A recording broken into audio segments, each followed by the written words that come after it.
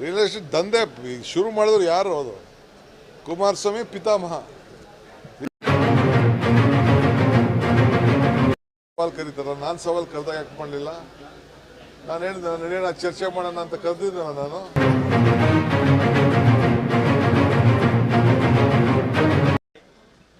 ಸಭೆಯಲ್ಲಿ ಬಿಜೆಪಿಯವರು ತನ್ನ ಅಸ್ತಿತ್ವವನ್ನು ಕಳ್ಕೊಳ್ತಾ ಇದ್ದೀವಿ ಅಂಥೇಳಿ ಬಿಜೆಪಿಯವರು JDS ಅವ್ರಿಗೆ ಎಲ್ಲ ಸತ್ಯ ಗೊತ್ತಿದ್ರು ಕೂಡ ಇದೊಂದು ದೊಡ್ಡ ಡ್ರಾಮಾ ಮಾಡ್ತಾ ಇದ್ದಾರೆ. ಅವ್ರಿಗೆ ನಾವು ಹೇಳಿದ್ದೀವಿ, ನಿನ್ನೆನೂ ಹೇಳ್ದೋ, ನೀವು ಒಂದು ನೋಟಿಸ್ ಕೊಡಿ, ನಾಗೇಂದ್ರನ್ನ ಯಾಕೆ ತೆಗಿಬೇಕು, ನೀವು ಕನ್ವಿನ್ಸ್ ಮಾಡಿ ನಮಗೆ, ನಾವು ಉತ್ತರ ಕೊಡ್ತೀವಿ ನಾಗೇಂದ್ರ ಯಾಕೆ ಬಂದ ಅಂತೇಳಿ. ಒಬ್ಬ ST ಸಮುದಾಯದ ಒಬ್ಬ ಮಂತ್ರಿಗೆ ಯಾವ ಆಧಾರನೂ ಇಲ್ಲ, ಅವನ್ನ ಇವತ್ತು ತೆಗಿಬೇಕು ಅಂತ ಹೊರಟಿದ್ದಾರೆ. ಈಗ ಎಷ್ಟು ಜನ ಕೇಂದ್ರದಲ್ಲಿ ವಿವಿಧ ರಾಜ್ಯದಲ್ಲಿ ಕೇಸ್ ಇರೋರು ಮಂತ್ರಿ ಇಲ್ಲ? ಇವನ ಮೇಲೆ ನಾವೆಲ್ಲ ಪರಿಶೀಲನೆ ಮಾಡಿದ್ದೀವಿ. ED ಅವರು ಏನು ಸಲ್ಲಿಸಿದ್ದಾರೆ ಅಲ್ಲೂ ಕೂಡ ನೇರವಾಗಿ ಇವನ ಪಾತ್ರ ಏನು ಇದೆ ಅಂತ ಅಂದ್ಬಿಟ್ಟು ಎಲ್ಲೂ ಕೂಡ ಇಲ್ಲ. ಸೊ ನಮ್ಮ ಇನ್ವೆಸ್ಟಿಗೇಷನ್ ಆಗಿದೆ. ಈಗಾಗಲೇ ಹೆಚ್ಚು ಕಮ್ಮಿ 84 ಕೋಟಿಲಿ 79 ಕೋಟಿಯಷ್ಟು ಈಗಾಗಲೇ ರಿಕವರಿ ಮಾಡಿದ್ದಾರೆ.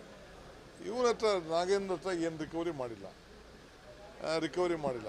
ಇವರು ಎಲ್ಲೂ ಇನ್ವಾಲ್ವ್ಮೆಂಟು ಇಲ್ಲ. ಸೊ ನಾವೆಲ್ಲ ನೋಡಿ 2 ವರ್ಷ ಅದನ್ನು ರಾಜೀನಾಮೆ ಕೊಟ್ಟು 2 ವರ್ಷ ಆಯಿತು. ಆತನಿಗೆ ಒಬ್ಬ ದಲಿತನಿಗೆ ನಾಯಕನಿಗೆ ಅನ್ಯಾಯ ಆಗಿದೆ ಅಂತೇಳಿ ನಾವು ಮತ್ತೆ ಅವನಿಗೆ ಅವಕಾಶವನ್ನು ನಾವು ಮಾಡಿಕೊಟ್ಟಿದ್ದೀವಿ. ಇವರು ಬೇಕಾದವರು ಅವನ ಬಗ್ಗೆ ಆರೋಪ ಇತ್ತು ಅಂದರೆ ನೋಟಿಸ್ ಕೊಟ್ಬಿಟ್ಟು ಚರ್ಚೆ ಮಾಡಲಿ. ಬಾವಿಗೂ ಹೋಗ್ತಾ ಇಲ್ಲ, ಎಲ್ಲ ಕೂತ್ಕೊಂಡು ಗಲಾಟೆ ಮಾಡ್ತಾಯಿದ್ದಾರೆ. ಕೇಳಿದ್ರೆ ನೀವು ಅಲ್ಲಿ ಡೆಲ್ಲಿಲಿ ಮಾಡಿದ್ರಿ, ಅವ್ರು ಮಾಡಿದ್ರಿ ಅಂಥೇಳಿ ಕೆಲವೊಬ್ಬರು ಮಾಡ್ತಾಯಿದ್ದಾರೆ. ಸೊ ನಾವು ಅದಕ್ಕೆ ನಮಗೆ ಆದಂಥ ನಾವು ತಾಳ್ಮೆಯಿಂದ ನಾವು ಇದನ್ನು ನೋಡ್ತಾ ಇದ್ದೀವಿ. ಸೊ ಇವ್ರದ್ದು ಏನೋ ಒಂದು ಅಸ್ತಿತ್ವ ಉಳಿಸ್ಕೊಳ್ಬೇಕು ಅಂತೇಳಿ ಈ ರೀತಿ ಅವರು ಪ್ರತಿಭಟನೆ ಮಾಡ್ತಾಯಿದ್ದಾರೆ, ಹೋರಾಟ ಮಾಡ್ತಾಯಿದ್ದಾರೆ. ಇಲ್ಲಿ ಅವ್ರು ಏನು ಬೇಕಾದ್ರೂ ಮಾಡಲಿ, ಬಟ್ ಅದು ಅವ್ರು ಮಾಡ್ತಾ ಇರೋದು ಅವ್ರಿಗೆ ಅದ್ರ ವೀಕ್ನೆಸ್ಸು ಗೊತ್ತಿದೆ.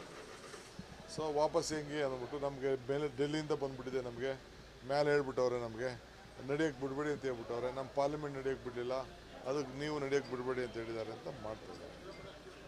ಇಷ್ಟೇ. ಕುಮಾರಸ್ವಾಮಿ ಈಗ ಸವಾಲು ಕರೀತಾರ, ನಾನು ಸವಾಲು ಕರೆದಾಗ ಯಾಕೆ ಮಾಡಲಿಲ್ಲ? ನಾನು ಹೇಳಿದೆ ನಡೆಯೋಣ ಚರ್ಚೆ ಮಾಡೋಣ ಅಂತ ಕರೆದಿದ್ದೆನಲ್ಲ ನಾನು ಚರ್ಚೆ ಮಾಡೋಣ ನಡೆಯಪ್ಪ ಅಂತ ಕರೆದಿದ್ದನಲ್ಲ, ಯಾಕೆ ಬರಲಿಲ್ಲ ಆಗ?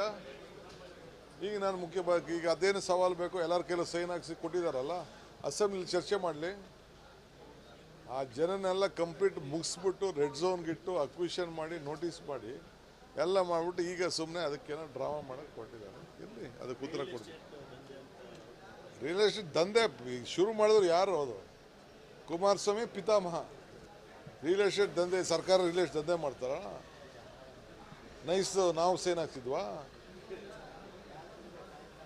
ನಾವು ರಾಜ್ಯಕ್ಕೆ ಒಳ್ಳೇದಾಗಬೇಕು, ಒಂದು ಟೌನ್ಶಿಪ್ಗಳು ಜನ ಹೊರಗಡೆ ಹೋಗಬೇಕು. ಈಗ ಯಲಹಂಕ ಟೌನ್ಶಿಪ್ ಆಯ್ತಪ್ಪ, ಈಗ ಇದು ಕೆಂಗೇರಿ ಟೌನ್ಶಿಪ್ ಆಯಿತು, ITPL ಆಯಿತು, ಈಗ ನಮ್ಮ ಆನೇಕಲ್ ಟೌನ್ಶಿಪ್, ಸೂರ್ಯ ಟೌನ್ಶಿಪ್ ಆಯಿತು. ಹೆಂಗಾಗೋಯ್ತವೆಲ್ಲ? ಯಾರ್ದೋ ಜಮೀನು. ಈಗ ಬಿಡದಿವ್ರು ಮಾಡಲಿಲ್ವ? ಇವರು ಬಿಡದಿ ಟೌನ್ಶಿಪ್, ಬಿಡದಿದ್ದು ಇಂಡಸ್ಟ್ರಿಯಲ್ ಟೌನ್ ಮಾಡಲಿಲ್ವಾ? ಆರೋಳಿ ಇದನ್ನು ಇಂಡಸ್ಟ್ರಿಯಲ್ ಟೌನ್ಶಿಪ್ ಮಾಡಲಿಲ್ವ? ಇವರು ಜನಕ್ಕೆ ಅನುಕೂಲ ಆಗಬೇಕು, ಉದ್ಯೋಗ ಸಿಗಬೇಕು. ಆ ಜನ ಅಭಿವೃದ್ಧಿ ಆಗೋದು ಅವ್ರಿಗೆ ಇಷ್ಟ ಇಲ್ಲ. ಈಗ ನಾವು ಏರ್ಪೋರ್ಟ್ ಮಾಡಿರ್ತಾನೆ ಇಡೀ ಆ ಏರಿಯಾ ಎಲ್ಲ ಅಭಿವೃದ್ಧಿ ಆಗಿರೋದು. ಸೊ ರಾಮನಗರದವರು ಅಭಿವೃದ್ಧಿ ಆಗಬಾರ್ದು, ಕನಕಪುರದವ್ರು ಅಭಿವೃದ್ಧಿ ಆಗಬಾರ್ದು, ಚನ್ನಪಟ್ಟಣದವ್ರು ಅಭಿವೃದ್ಧಿ ಆಗಬಾರ್ದು, ಮಾಗಡಿಯವ್ರು ಅಭಿವೃದ್ಧಿ ಆಗಬಾರ್ದು. ಇವ್ರ ಮನೆಯಲ್ಲಿ ಉದ್ಯೋಗಕ್ಕೆ ಇರಬೇಕು ಎಲ್ಲರೂ. ಯಾರು? ಅದೇ ನಾನು ಹೇಳಿದ್ನಲ್ಲ, ಒಳ್ಳೆ ಕೆಲಸ ಮಾಡಿದ್ದಾರೆ ಅಂತ ಹೇಳಿದ್ನಲ್ಲ ಸದನದಲ್ಲಿ. ಅವ್ರು ಹೇಳಿದಾರಲ್ಲಪ್ಪ, ಅವರು ಸೂಚನೆ ಮಾಡಿದ್ದು ಬಿಡದಿ ಟೌನ್ಶಿಪ್ ಮಾಡಬೇಕು ಅಂತ ಅವ್ರ ಆಲೋಚನೆ ಸರಿಯಾಗಿತ್ತು ಅಂತ ನಾನು ಹೇಳಿದ್ದೀನಿ. ನಾನು ಸತ್ಯನೇ ಹೇಳಿದ್ದೀನಿ. ನಾನು ದೆಹಲಿಗೆ ನಾಳೆ ಹೋಗ್ತಾ ಇದ್ದೀನಿ, ಬೆಳಗ್ಗೆ ದೆಹಲಿಗೂ ಹೋಗ್ತಾ ಇದ್ದೀನಿ. ಇದಕ್ಕೆ ಮಹಾಬಲಿಪುರಕ್ಕೆ ಹೋಗಬೇಕು ಅಂತ ತೀರ್ಮಾನ.